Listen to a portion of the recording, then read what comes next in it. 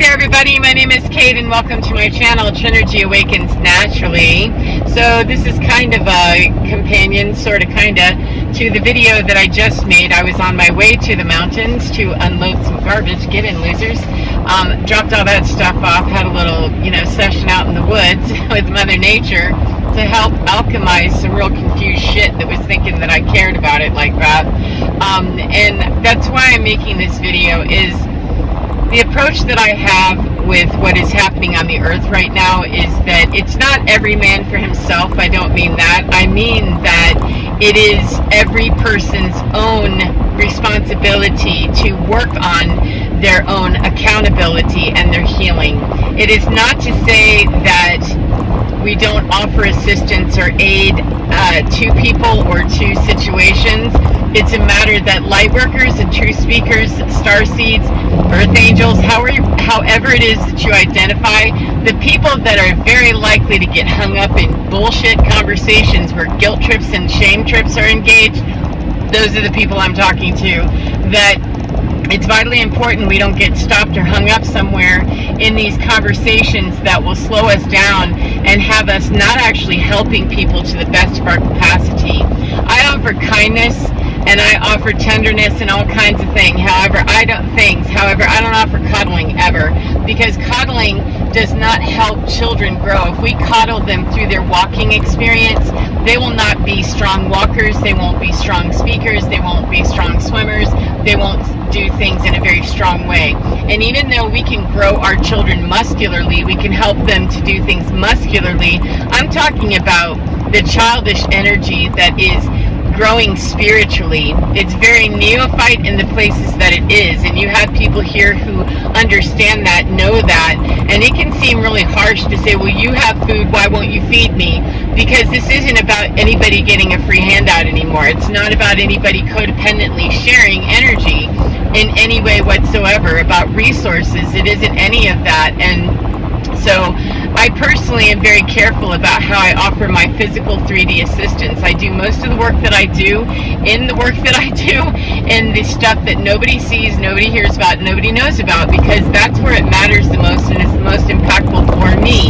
However, what I do know and understand is that not everybody is built the same, not everybody is here to do the same thing, and we're not all on the same track, we're not all awake, and we're all deserving to be awake and free of the bullshit that's held everybody in this imprisonment shit that's been going on for a long time. We all deserve to be free of that. However, the way that we're going to obtain that and move through that, desire that, etc., is all different based on what we already knew before we got here, quite frankly. And we have sleepy folks that, whether they're, closet hermits and know a bunch of stuff, and one day they're going to wake up and be, amazing and miraculous and all that, that's fantastic. However, I go with what people are showing me right now.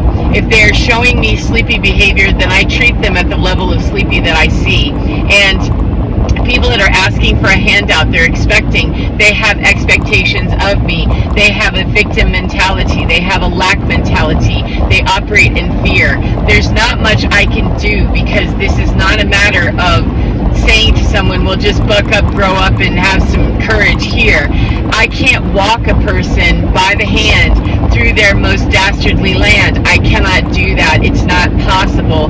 We have fooled ourselves into believing that because we've held each other's hands and been coddling and enabling and highly codependent with one another, we have somehow really modeled into our spiritual thing that we're meant to, as strong spiritual people, we're meant to carry other people.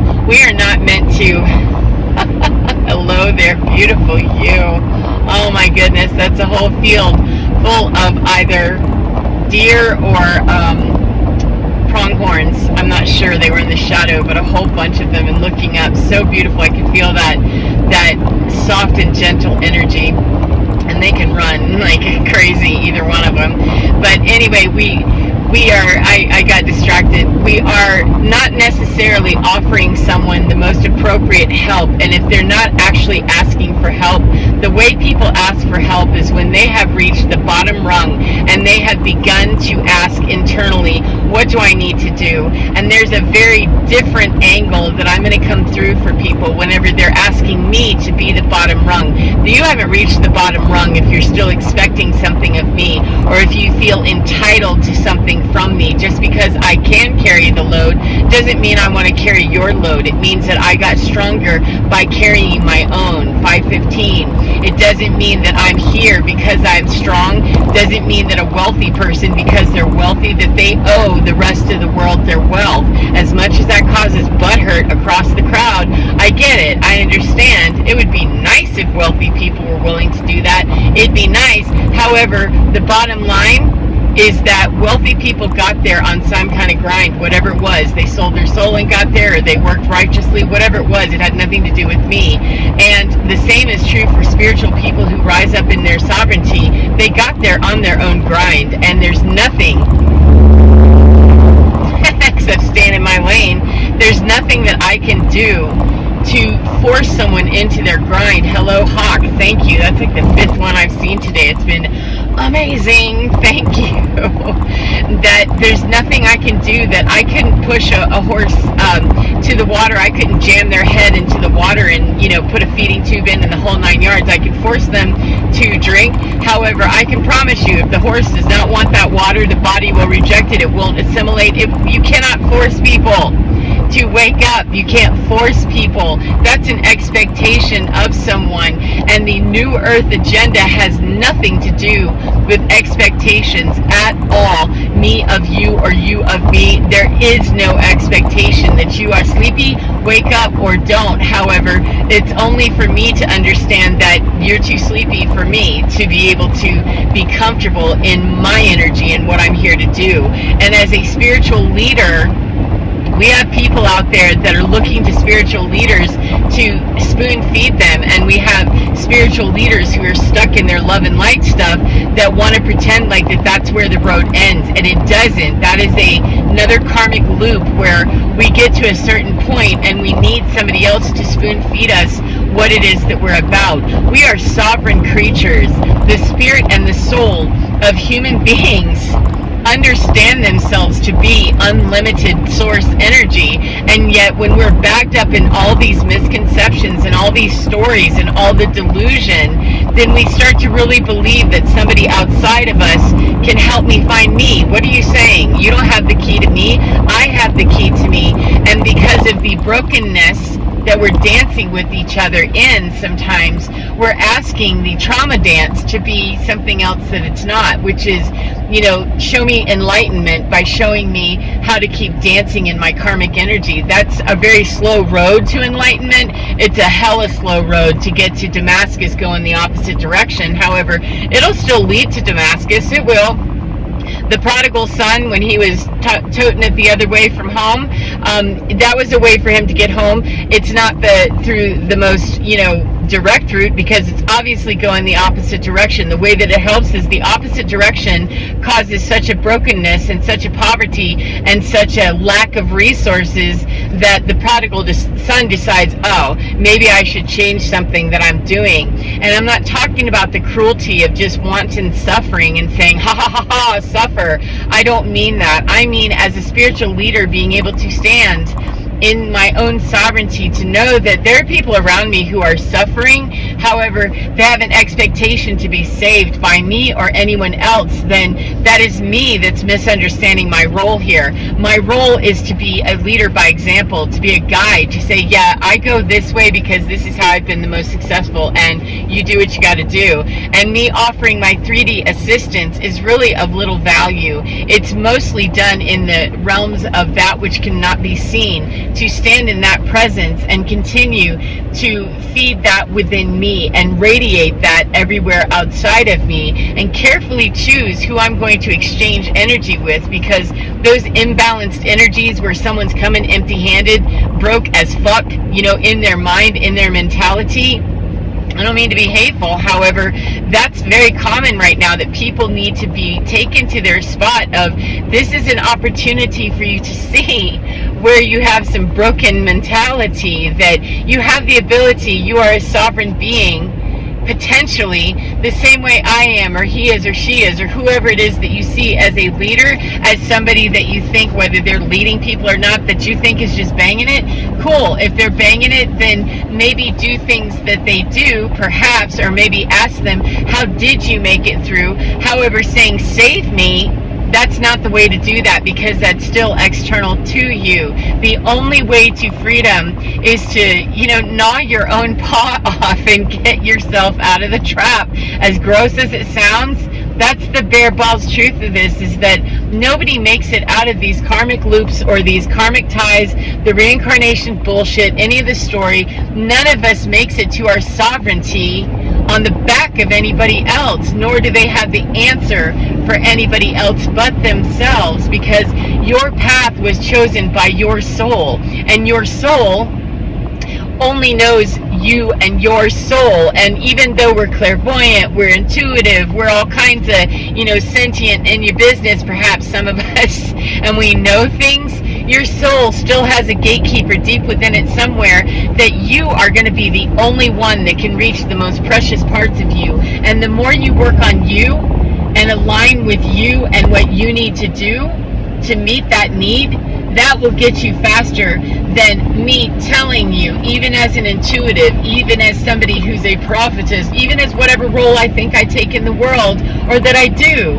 It doesn't matter. The best that I can tell you, if I am truly going to help you, is go do you, because I can see from my vantage point, this is what it looks like I see. Now go do you, to empower thee. That's really the best leadership that I know of, because there's too much opportunity for egos to get involved and get very good with the taste of, oh, I like people praising me about what a great leader I am, or I like being a spiritual, one-upmanship game here where I'm winning constantly because I'm chosen, I'm part of the elite, I'm anointed. I teach a bunch of felons every week. Life skills classes and coping skills and mind hacking, etc. And one of the things that I tell felons on the weekly is that if somebody has to come in and announce what they are to me, 12-12, they've already lost the opportunity to really introduce themselves to me, because they introduced a mask to me. They already told me who they want me to see. And unfortunately, or fortunately for me, thank you very much, that intuitives and people who can see the emperor's naked, that doesn't work. I don't want to see the mask that you're bringing me. I want to see what you are. And when people show me their mask, they show me what they are, which is somebody that's not really ready, and somebody bringing me, the label of authority, or I'm chosen, I'm special in some way. I don't want to hear it. I generally, step away so that I don't interact with that and start feeling shady and shitty about it, because it doesn't need my judgment. It needs my discernment to say that's not my business and keep it moving. And on a final note with that, victimization and being broken and in trauma and stuff, it is very real, and I'm not saying that we should poo-poo people's trauma. I'm saying, though, that when people are stuck in their loops and they're still reaching and hungry and just absolutely out there with it, that's just another mask of wearing that I'm so pathetic I couldn't possibly help myself, I need you to come and save me. Being a victim is just another mask, and it's one that's really tender and tentative and so painful to take off and to address. However, it will never be addressed at all if we keep meeting people and confirming somewhere in their identity that, yeah, you're broken, you need me. What?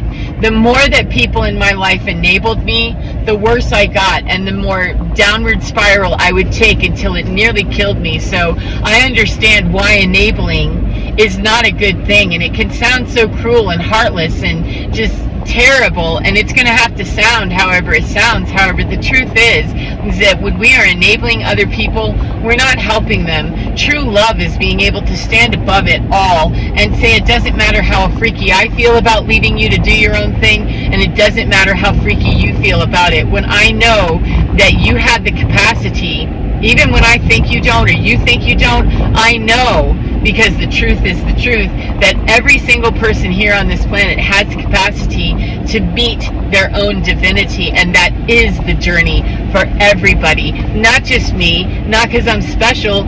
Everybody is anointed if they choose to take the anointed path, and if they do not, it is not my business, nor is it a good practice, in my humble opinion, to enable people. It keeps them slowed down from understanding. Prodigal son, if I give you $5 more to march that direction, then I'm helping you to stay dark and ignorant some more and for longer. So let me help somebody out by staying in my lane, staying focused, and not engaging or not enabling. So anyway, hopefully I hope that is helpful for you in some way, and I hope that you enjoy your day no matter what part of the day you're in. And remember to get within your skin, because you're divine. It is so gorgeous, so beautiful, and absolutely fine, and so very, very strong, and can take care of you every single time, even when we think it can't. It can. Start asking that instead of your fellow human, okay? Take care of yourselves, and I'll see you again next time. Mwah. Goodbye, beautiful friends.